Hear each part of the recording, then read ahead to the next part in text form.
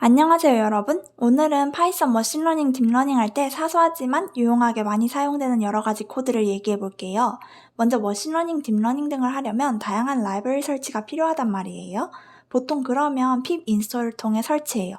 pip install torch라든지 pip install scikit-learn 등을 하죠. 이렇게 보통 새로운 라이브러리를 pip으로 설치하면 주피터 노트북에서 커널을 재시작하라는 문구가 뜹니다. 그래야 새로 설치된 게 반영되는 거죠. 그런데 그렇게 수작업으로 커널을 다시 시작하지 않아도 되는 방법이 있어요. 바로 auto-reload라는 확장자를 쓰는 겁니다. %load ext auto-reload 쓰고 줄 바꿔서 다시 %auto-reload 라고 쓰고 실행해주세요. 이 코드를 처음에 미리 실행해주면 해당 노트북에서는 pip install 변경사항이 자동 적용되기 때문에 코딩을 한창 열심히 하고 있는데 중간에 pip install 때문에 커널을 다시 실행해야 하는 참사를 막을 수 있죠. 다음으로 현재 노트북의 시간 설정을 해볼게요. 현재 노트북에 설정된 시간은 우리가 뭔가 날짜나 시간 관련 계산을 할 때 항상 영향을 미친단 말이에요. 근데 우리가 생각한 시간과 코드에서 나오는 시간이 다르면 자꾸 헷갈리고 불편하겠죠. 그래서 이를 방지하기 위해 해당 노트북 환경을 원하는 시간으로 먼저 설정하고 이후 본격적인 코딩을 할 거예요. time과 os 라이브러리를 임포트 해주세요. 그리고 os.environ 대괄호 열고 따옴표 tset 따옴표 하고 대괄호 닫아줍니다. 는 미국 동부로 설정해 볼게요. 줄 바꿔서 time.tset 괄호 열고 괄호 닫아주세요. 앞에서 살짝 말씀드렸듯 이 코드는 다른 코딩을 하기 전에 메뉴에 먼저 작성해 주는 게 좋아요. 중간에 실행하면 이전에 작성한 시간 관련 코드에는 반영되지 않을 수 있거든요. 시간 관련 함수가 나온 김에 특정 파이썬 파일을 가장 마지막으로 고친 때가 언젠지 확인하는 코드도 살펴볼게요. os.path.getMtime 이라고 쓰고 해당 파일 경로를 써줍니다. 이러면 해당 파일이 가장 마지막으로 수정된 때가 언젠지 타임스탬프 형식으로 결과값이 나와요. 뭐 이런 숫자 느낌으로요. 그런데 이러면 우리는 뭐라고 하는지 모르겠죠.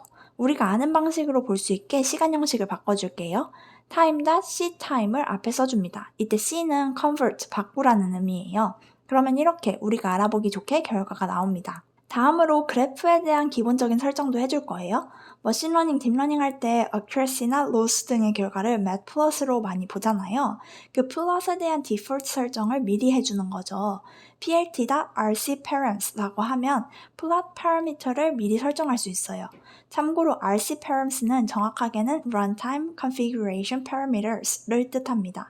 대괄호 열고 figure.fixsize 하고 8.0, 5.0 하면 앞으로 여기 노트북에서 그래프 그리면 기본으로 가로 8인치, 세로 5인치로 그려라 하는 거죠. plt.rcparams 하고 이번에는 font.size 하고 12 하면 앞으로 그래프에 쓰는 폰트는 기본으로 12 사이즈로 하라는 뜻이죠. 축에 대한 폰트와 제목에 대한 폰트 크기도 이렇게 axis label size, axis title size를 사용해 따로 설정해 줄 수도 있어요. 또 머신러닝, 딥러닝 할 때 seed 설정도 필수인데요. 이렇게 처음 seed 설정을 안 해주면 똑같은 코드를 돌려도 결과가 달라질 수 있거든요. 그 이유는 특정 함수들이 랜덤한 값을 이용해서 무언가를 만들어야 할 때 돌릴 때마다 다른 결과물을 내기 때문인데요. 그런데 seed는 씨앗이죠. 같은 씨앗에서는 같은 나무가 나겠죠. 그래서 이렇게 seed를 처음에 딱 같은 값으로 심어주면 언제 돌려도 늘 똑같은 랜덤 결과물을 내게 되죠. random.seed는 랜덤 함수 자체를 사용할 때 항상 같은 값을 반환합니다. np.random.seed는 numpy 라이브러리를 활용해서 랜덤한 값을 얻으려고 할 때 늘 같은 값이 나오게 하고요. torch.manual_seed는 딥러닝에서 사용되는 pytorch 라이브러리에서 랜덤 넘버를 만들 때 사용됩니다. 특히 딥러닝에서 모델링 할 때 torch 사용해서 랜덤 값으로 첫 weight initialize 많이 하거든요. 이런 느낌으로요. 다음으로 CUDA를 알아볼게요. GPU 쓸 때 필요한 코드인데요. 보통 머신러닝, 딥러닝 맨 위에 이런 코드 많이 쓰여있는 걸 볼 수 있어요. 왜냐하면 GPU가 필요한 경우가 많고 그래서 코드 시작할 때 현재 내 상태가 CPU인지 GPU인지 확인하고 싶기 때문이죠. 또 예를 들어 우리가 학생이라 구글 콜랩으로 일정 시간 동안만 GPU를 쓸 수 있다고 합시다. 그럼 필요 없는데 낭비되는 게 너무 아깝잖아요. 그래서 이렇게 맨 위에 코드를 쓰고 우리가 GPU를 쓰고 있는지 처음 시작할 때 항상 이 코드를 통해 확인하면 좋죠. 코드를 자세히 보면 torch.cuda.isAvailable 이라고 쓰여 있는데요. 현재 PyTorch 라이브러리의 CUDA, 즉 GPU가 가능한가 물어보는 겁니다. 가능하면 GPU를 프린트하고 아니면 CPU를 프린트해라 라고 설정해 준 거죠. 그리고 이렇게 디바이스 값에 현재 GPU인지 CPU인지 값을 저장해 두면 이후 여러 텐서 만들거나 뭐 할 때 굳이 쿠다 코드 안 쓰고 디바이스로 쓸 수 있어서 편하거든요. 만약 쿠다 쓰면 CPU인지 GPU인지에 따라 코드를 다르게 써야 해요. 근데 디바이스 써서 값을 저장해 놓으면 CPU든 GPU든 같은 코드 돌려도 되거든요. 무슨 말인지 예시와 함께 알아볼게요. 여기서 원래 트레인 테스트 데이터들이 일반적인 텐서 형태였던 거예요. 그대로 모델에 넣어주면 CPU 환경에서 사용되죠. 그런데 뒤에 쿠다를 붙여줌으로써 얘네 GPU에 쓸 애들이야 하고 이 데이터들을 GPU 메모리 환경 위에 올려놓는 겁니다.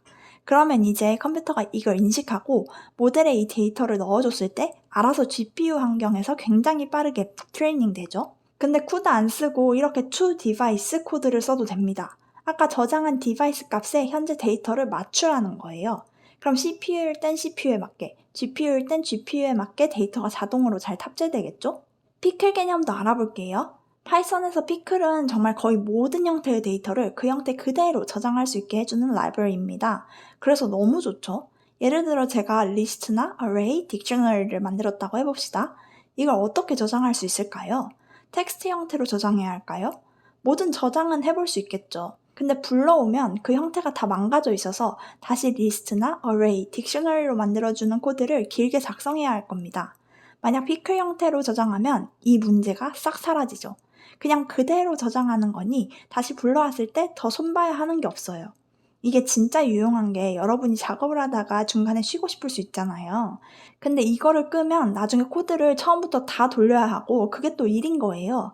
그럴 때 피클로 중간 저장하면 되겠죠? 그리고 모델링 할 때 찾은 베스트 패러미터들도 딕셔너리 형태로 다 만들어서 피클 파일로 저장해 놓으면 잊어버리거나 잃어버릴 일 둘 다 없겠죠. 모델링 자체도 어쩔 땐 막 1시간 걸릴 수 있거든요. 근데 컴퓨터 꺼지기라도 해봐요. 그 모델 다 날아가는 거잖아요. 다시 또 1시간 언제 돌려요.